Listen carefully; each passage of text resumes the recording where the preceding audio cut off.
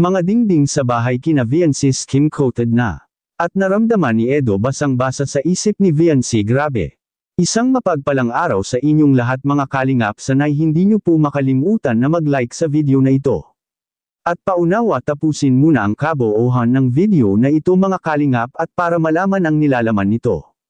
At maraming salamat po mga kalingap sa pagpatuloy na pagsuporta lalo na kay Kuya Val Santos Matubang at kay Ate Edna Vlogs at Kalingap Rab, salamat po.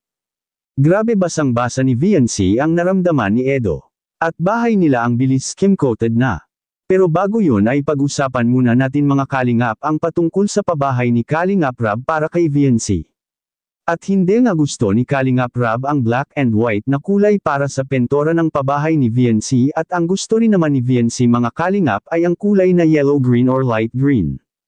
Which is maganda naman itong kulay at napaka-natural nito kung titignan dahil kadalasan mo itong makikita ang kulay green na bahay dahil relaxing ito titingnan sa mga mata ng makakakita.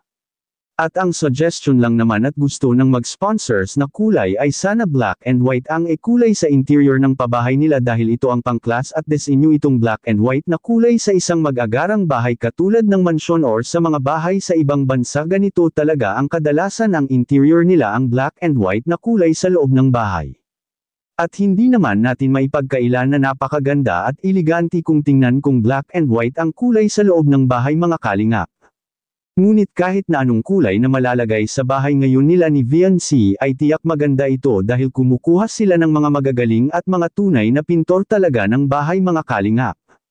Isa ito sa mga dahilan kung bakit si Viancy ay nahihiya na ng husto kina Kalingap Rab dahil sa laki ng ipinapatayo na pabahay para sa kanya at sa laki na ng nagagastos dito. Hindi talaga maiwasan sa katulad ni Viancy na mahiya siya dahil ang simple lang naman sana ang hinangad nito at yung may malilipatan lang sana sila na hindi sa tabing dagat.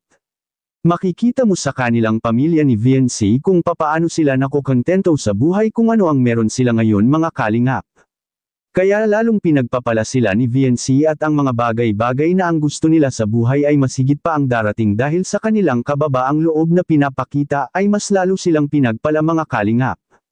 Deserve rin ni Viancy ang mapagawaan ng ganitong malaking pabahay dahil sa kanyang ipinakitang pag-uugali. Minahal siya ng gusto ng mga tao at lalo na kay Kalingap Rab.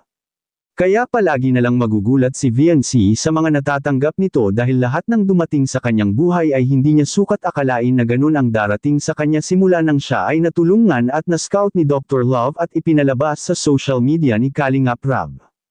Kaya sanay patuloy nating mahalin at suportahan ang lahat ng ginagawa ni Kalingap Rab at nang mas marami pa ang kanyang matutulungan mga kalingap, at sa kabilang dako naman basang-basa ni Viancy ang naramdaman ni Edo.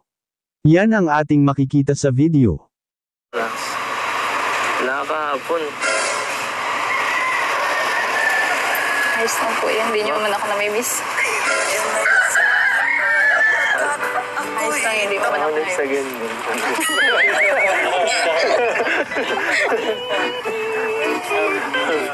Ano?